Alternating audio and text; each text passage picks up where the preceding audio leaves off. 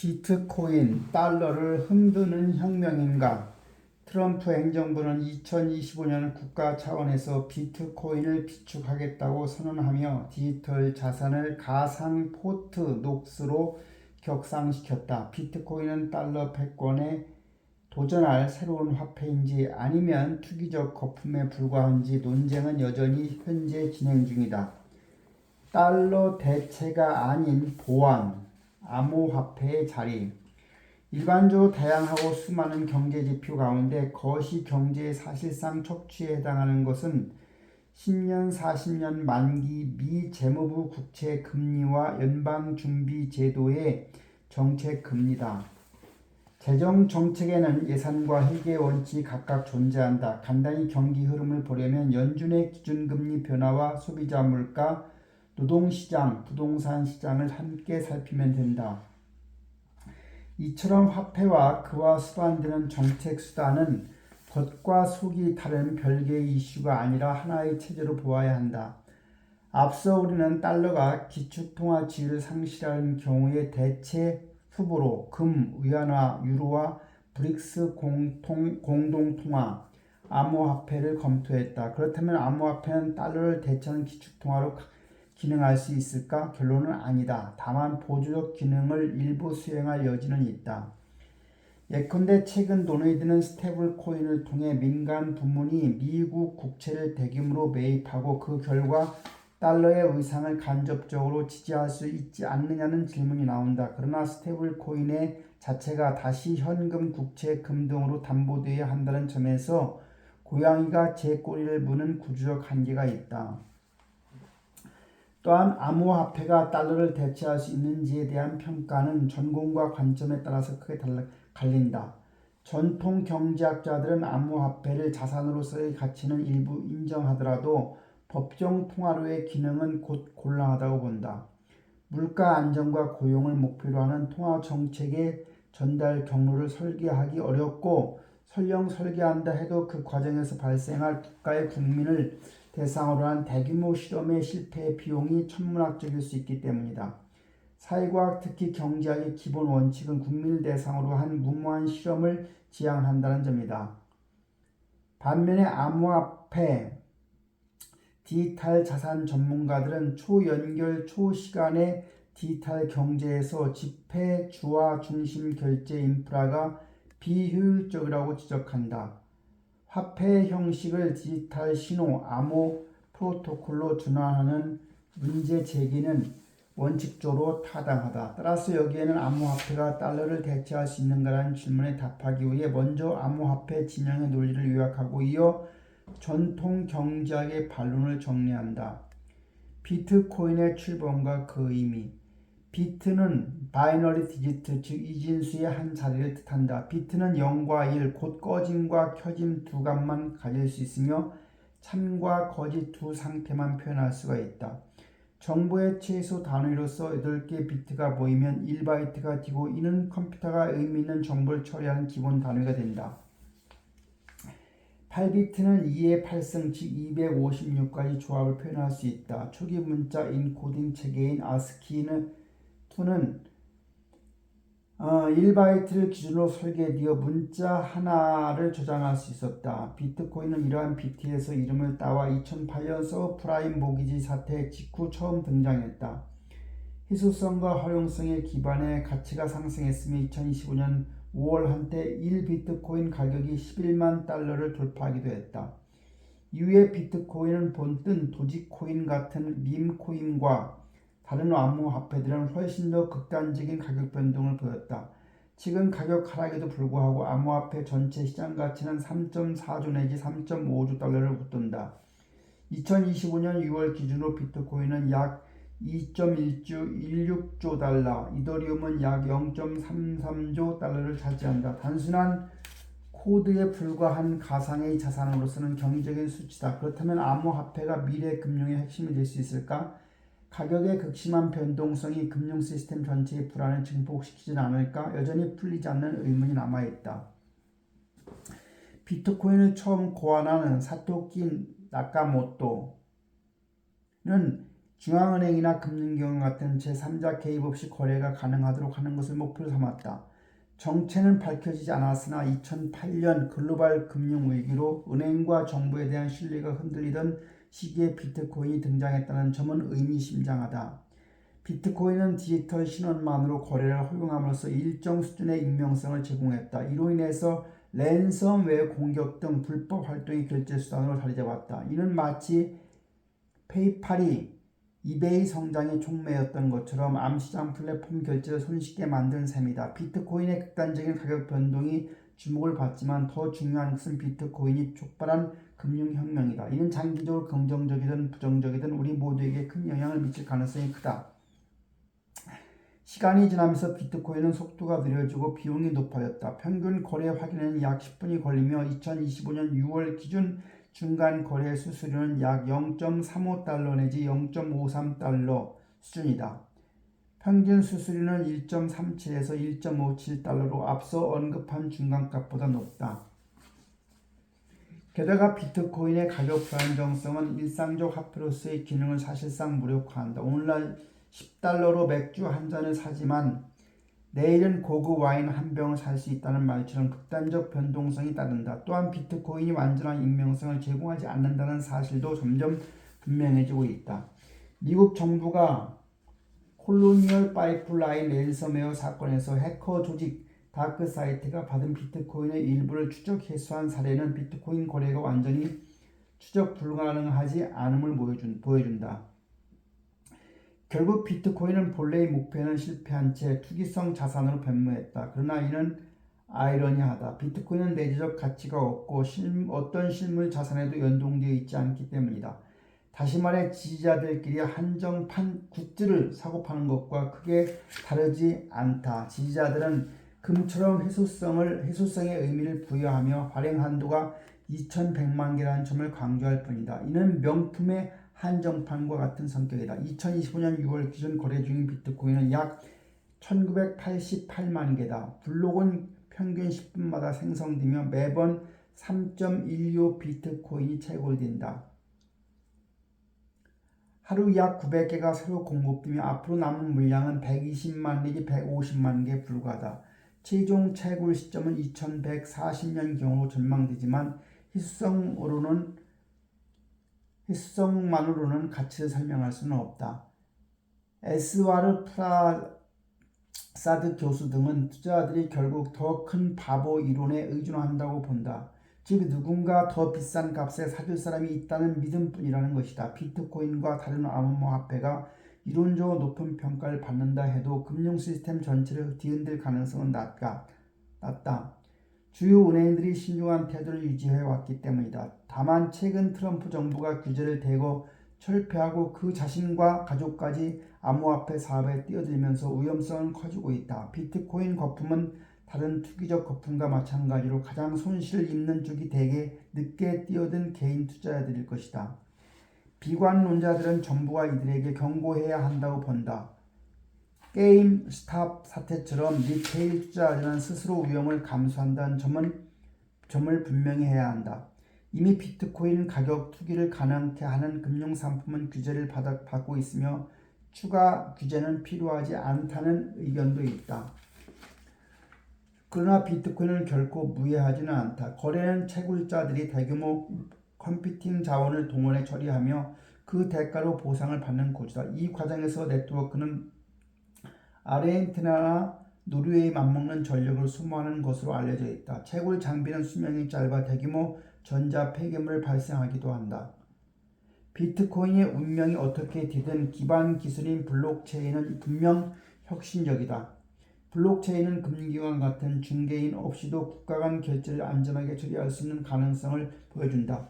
예컨대 해외 이주 노동자들이 본국 송금 시 기존 금융기관의 높은 수수료는 큰 부담이고 비정상적 경로를 이용한 위험이 따른다. 그러나 블록체인은 결제를 더 빠르고 저렴하게 투명하게 만들어 소비자와 기업 모두에게 이익을 주고 국제 상거래를 촉진할 수 있다.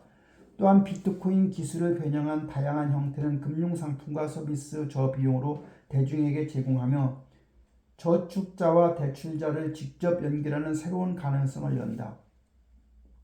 이러한 발전은 각국 중앙은행이 CBDC 중앙은행 디지털 화폐 발행을 검토하도록 만들었다. 중국, 일본, 스웨덴 등은 이미 시범 운영 중이다. 그러나 단점도 있다. 페이스북, 즉 현 메타는 한때 자체 암호화폐 DM을 발행하려 했다. 이는 달러 등 주요 통화 준비금으로 뒷받침되어 안정성을 갖추도록 설계되었지만 공익보다 사익을 우선시해온 전례 탓에 실리는 높지 않았다. 특히 다국적 기업들이 준비금 없이 암호화폐를 발행한다면 미국 달러 같은 주요 통화에는 위협이 되지 않더라도 규모가 작은 국가들의 통화체계는 쉽게 붕괴될 수가 있다. 나아가 이를 담보로 거래하는 금융기관 기업들도 차례로 디폴트 위험에 노출될 수 있다. 또한 비트코인에 대한 맹목적 추정은 다음과 같은 네 가지 우려를 낳는다. 첫째, 전 세계 통화 주권의 불균형을 초래할 수 있다. 아이러니하게도 이는 금융 민주화가 아니라 불평등 심화로 이어질 수 있다. 둘째, 금융 지식과 디지털 접근성의 격차로 정교한 투자자만 혜택을 누리고 취약계층은 위험을 떠안을 수 있다. 셋째, 신용평가와 금융 의사결정 알고리즘이 기존의 차별과 편견을 강화할 수 있다. 마지막으로 디지털 결제가 확산되면 개인의 남아있는 사생활마저 사라질 위험성이 있다. 결국 비트코인의 급등락이 주목받지만 더 중요한 것은 이 기술이 촉발한 금융 시스템의 근본적인 변화이다. 그 변화는 장기적으로 우리 삶에 영향을 미칠 것이며 긍정과 부정이 동시에 뒤따를 수가 있다. 이에 대해서 뒤에서 더 자세히 살펴보겠다. 현대적 가치 저장 수단으로 평가되는 비트코인. 세계 5대 암호화폐 거래소 중 하나인 코인베이스 CEO인 브라이언 암스트롱은 최근 미국 국가 부채가 37조 달러 돌파를 앞두고 있다고 경고했다. 그는 부채가 이 수준을 넘어서면 장기적 재정 안정성에 대한 우려와 함께 달러 신뢰성 자체가 흔들릴 수 있다고 지적했다. 암스트롱은 의회가 급증하는 부채 문제를 해결하지 못한다면 비트코인이 결국 미국 달러를 세계 기축통화로 대체할 수 있다고 주장했다. 그는 또 나는 비트코인을 사랑하지만 강한 미국도 세계에 매우 중요하다며 우리는 재정을 통제해야 한다는 글을 자신의 X 계정에 올렸다. 현재 하원에서 공화당은 트럼프 전 대통령이 지지하는 지출 법안을 통과시켰고 법안은 상원에 계류 중이다. 이 법안에는 세금 감면 연장, 국방 예산 증액, 메디케이트 식량 지원 청정에너지 프로그램 대폭 삭감이 포함되어 있다. 비판론자들은 이 법안이 향후 10년간 1.5조에서 5조 달러의 재정 적자를 유발해 국가 부채를 악화시킬 것이라고 주장한다. 반면에 미 의회 예산국 12호는 2025년 초 부과된 신규 관세가 10년간 약 2.8조 달러의 재정 적자 감축 효과를 낼 것으로 추산했다. 이에 따라서 재정 위기 시 소득세 인상보다는 관세율 인상이 정치적으로 선호되고 트럼프 팀 이후에도 관세 정책이 유지될 수 있다는 전망도 나온다. 2008년 금융위기 이후에 비트코인은 고정된 공급량과 인플레이션 저항성을 지닌 자산으로 설계되었고 기관 투자자의 수요 증가에 힘입어 일부 분석가들로부터 신뢰할 만한 해칭 수단으로 평가받고 있다. 그렇다면 치솟은 부채에 대응하기 위해 비트코인 준비금 제도가 실제로 도입될 수 있을까? 2024년 신시아 루미스 상원 의원은 비트코인을 전략적 준비 자산으로 삼는 법안을 발의했다. 이 법안은 비트코인을 인플레이션과 재정 불안정에 대한 해지 수단으로 활용하기 위한 것이다. 트럼프의 대선 승리 이후에 법안은 다시 주목받았으며 미국 재무부가 전체 비트코인 공급량의 약 5%에 해당하는 100만 BTC를 점진적으로 매입하도록 지시하는 내용이 담겼다. 이 준비금은 금 보유와 유사하게 분산 네트워크 보안 금고에 보관되며 매입 자금은 기존 재무부 자산으로 충당된다. 루미스 의원은 비트코인 준비금은 달러 가치 하락을 상쇄하고 인플레이션의 장기적 영향으로부터 미국 가정을 보호할 수 있다며 우리는 경제적 미래를 확보하기 위해 과감한 조치를 취해야 한다고 강조했다. 그녀는 비트코인을 현대적 가치 저장 수단이라고 평가했다. 트럼프 대통령 역시 미국을 지구상의 암호화폐 수도로 만들겠다고 약속했으며 실제로 대선 승리 직후 비트코인 가격은 40% 이상 급등해 2025년 5월 처음으로 11만 달러를 돌파했다. 전략적 비트코인 비축 아이디어는 주 차원에서 확산되고 있다. 펜실베니아에서는 공화당 하원 의원 2명이 일반 기금, 비상기금, 투자기금 최대 10%를 비트코인에 투자할 수 있도록 허용하는 법안을 발의한 바 있다. 연방 차원에서도 루미스 의원은 계속해서 전략적 비트코인 비축 법안을 추진 중이다. 지지자들은 이것이 인플레이션에 대한 해칭 수단이자 금융혁신을 전도하는 계기가 될 것이라고 주장한다. 반면에 비판론자들은 비트코인의 변동성과 달러 기축통화 지위 약화 가능성을 들어 우려를 제기했다. 전략적 비트코인 비축의 잠재적 장단점. 전략적 비트코인 비축이란 미국이 대량의 비트코인을 매입해 보유하는 것이다. 국가 비축은 시장 변동성에 대한 완충 장치로 기능하며 대표적인 예가 전략 비축유이다. 미국은 금과 응급 의료 물자도 비축하고 있다. 루미스 의원의 법안이 통과되면 미국은 전체 비트코인 공급량의 약 5%를 장기적으로 매입하는 프로그램을 시작하게 된다.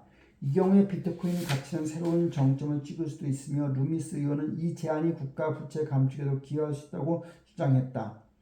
비트코인 정책연구소 BPI는 최근 보고서에서 전략적 비축 필요성을 강조하며 이를 통해 통화가치 하락 우려를 완화하고 미국 금융 시스템의 신뢰성을 강화할 수 있다고 분석했다. BPI는 미국의 비트코인을 채택하면 달러 패권이 약화시키려는 중국과 러시아보다 우위를 확보할 수 있다고 주장한다. 두 국가는 금에 집중하고 있지만 미국은 디지털 금으로 대응할 수 있다는 것이다. 비트코인의 장점은 공급량이 한정되어 있어 인플레이션 압력에 쉽게 노출되지 않는다는 점이다. 총 발행량은 2,100만 개로 제한되어 있으며 이미 약 1990만 개가 채굴된 상태다. 이론상 수요가 유지된다면 장기적으로 가격 상승이 가능하다. 그러나 가격이 급등하면 인플레이션이나 독점적 가격 착취로 이어질 수 있으며 무차별적 시장 교란을 초래할 위험이 있다. 만약 미국이 이를 달러 대체 수단이나 최소한 달러 방어 수단으로 삼는다면 가장 큰 위험은 변동성 그 자체다.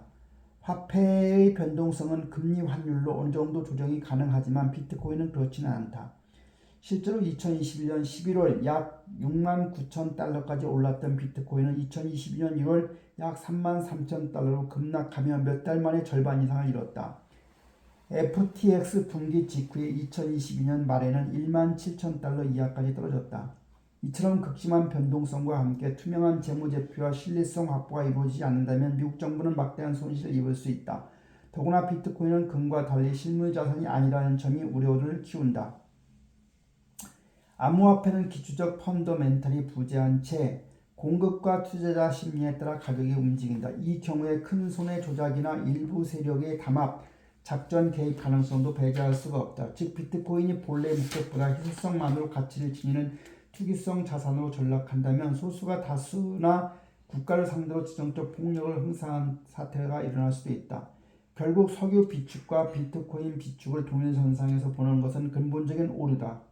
석유는 경제와 일상을 움직이는 핵심 자원이지만 암호화폐는 그렇지는 않다. 이는 마치 정부가 미래의 아이폰 가격을 낮추기 위해 아이폰을 대량 비축하는 것과 같다. 비트코인은 우리 경제의 필수 원자재가 아니라는 점을 분명히 인식해야 한다. 트럼프와 암호화폐. 트럼프 2.0 시대에서 암호화폐 거래 붐이 본격화될 전망이다.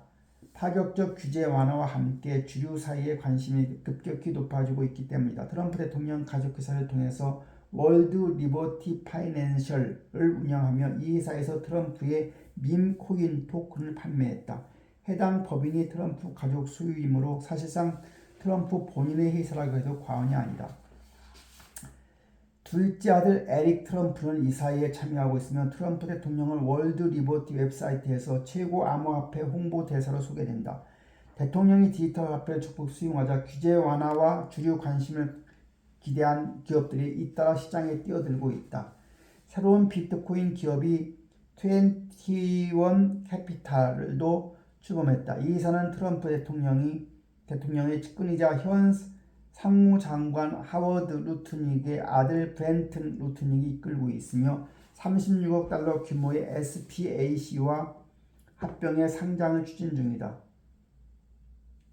테더와 일본 소프트뱅크 등 자금력이 풍부한 투자자들이 참여해서 수십억 달러 규모 비트코인을 확보해 추가 매입을 위해 부채 발행까지 준비하고 있다.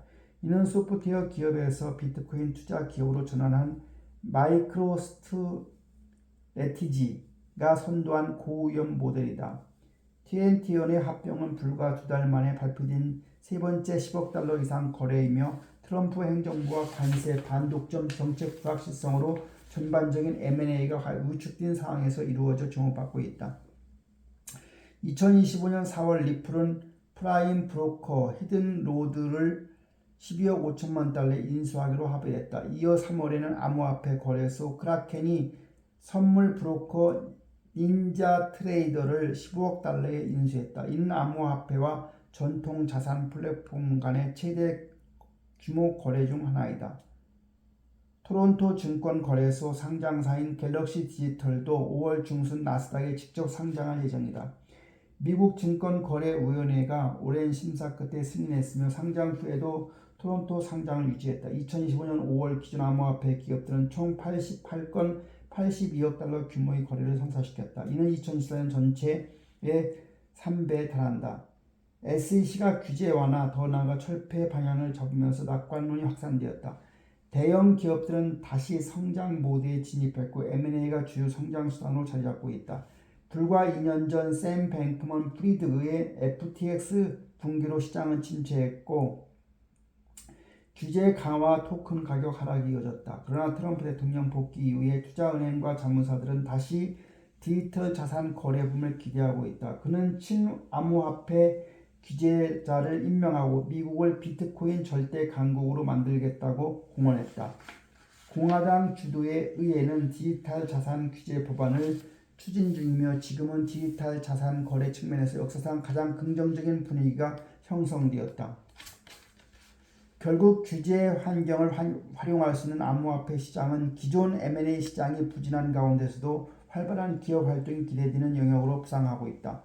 가장 최근 발표된 대형 거래는 투자자들에게 비트코인 레버리지 투자 구조를 제공하는 것을 목표로 한다. TNT는 마이크로스트래티지가 주도한 비트코인 재무 전략을 따르며 출범과 동시에 40억 달러 규모의 비트코인을 확보할 계획이다.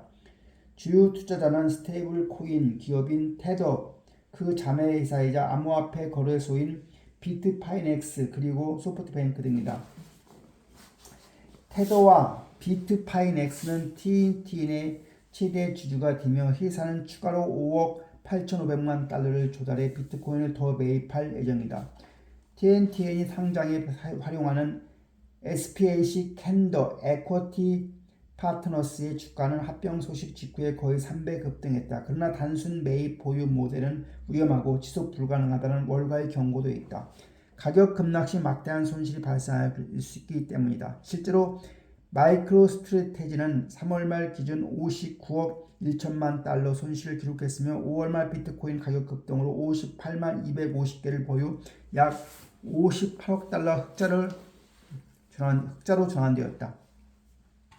한편에 2021년 처음 비트코인을 매입한 테슬라는 2025년 5월 말 기준 1만 1,509개의 비트코인을 보유하고 있으며 약 12억 5천만 달러 규모, 미실현 평가이익은 8억 6천만 내지 9억 달러 수준이라고 한다.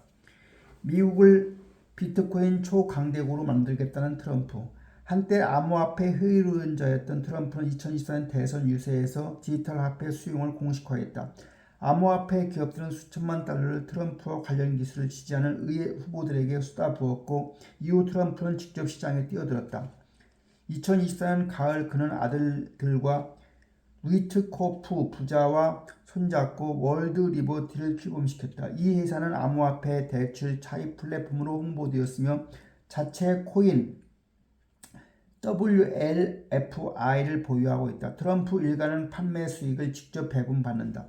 2025년 1월 20일 취임 며칠 전 트럼프는 밈코인을 출시했다. 이 코인은 급등 후에 급락해 투자자들에게 총 20억 달러 손실을 안겼다.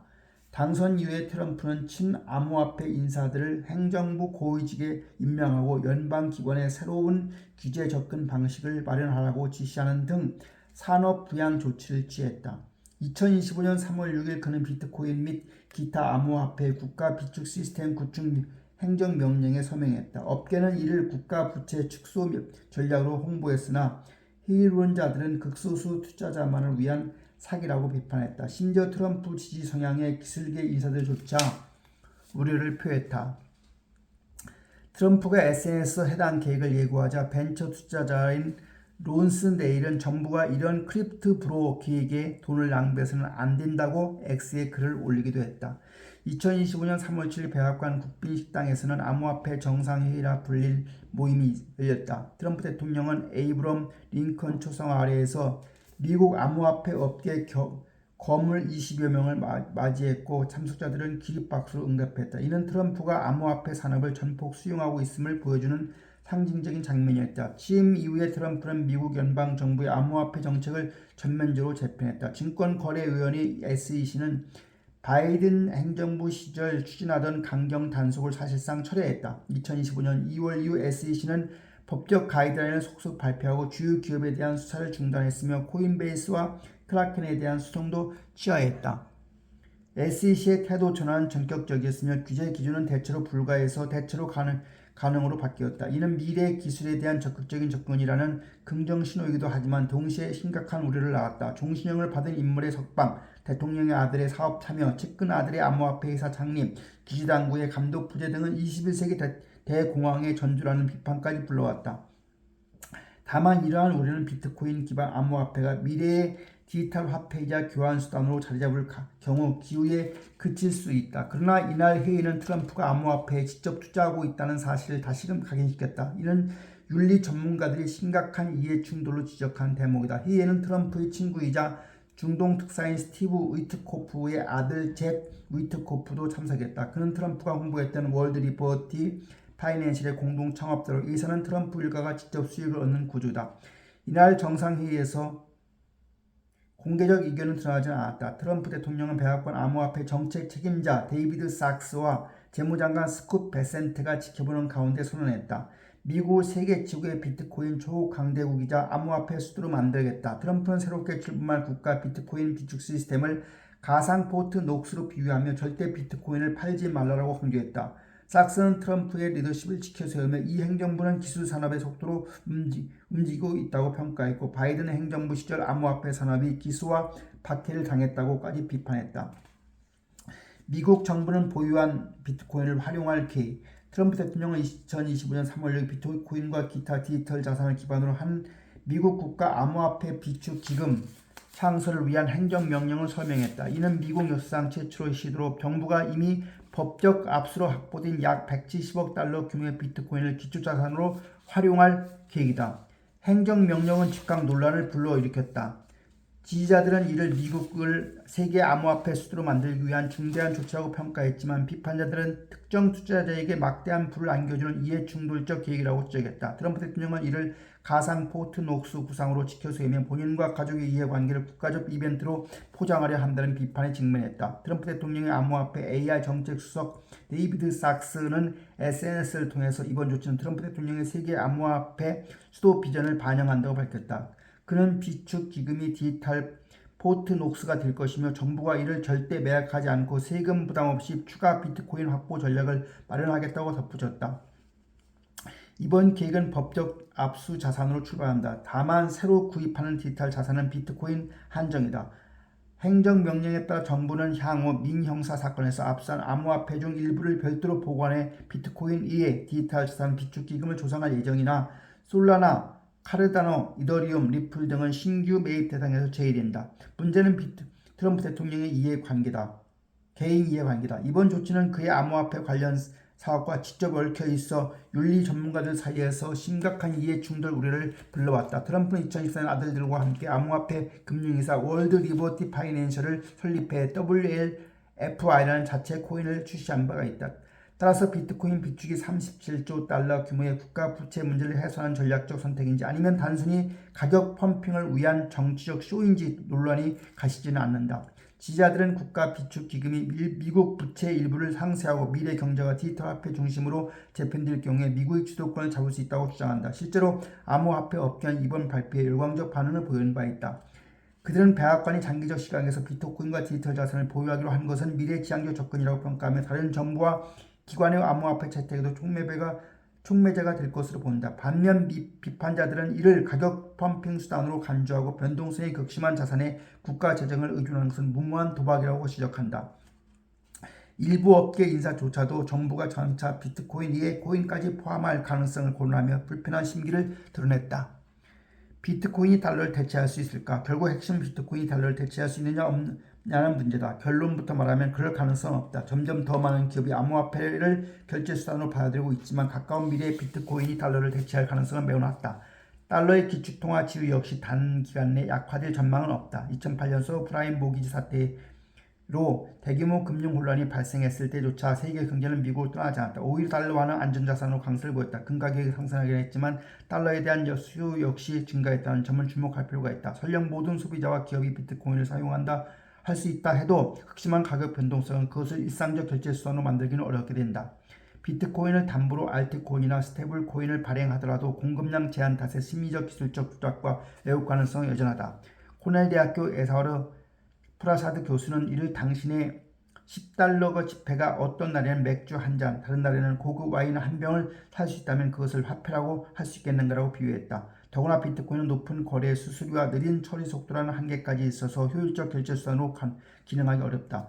제2차 세계대전 이후에 달러는 세계 기축통화로 자리잡았고 여전히 국제무역에서 가장 널리 사용된다. 최근 지정학적 변화로 달러 지배력의 균열 조짐이 보이며 일부 국가는 대안을 모색하고 있다. 그러나 그 대안 중 하나로 떠오른 비트코인이 달러를 대체할 가능성은 극히 미비하다.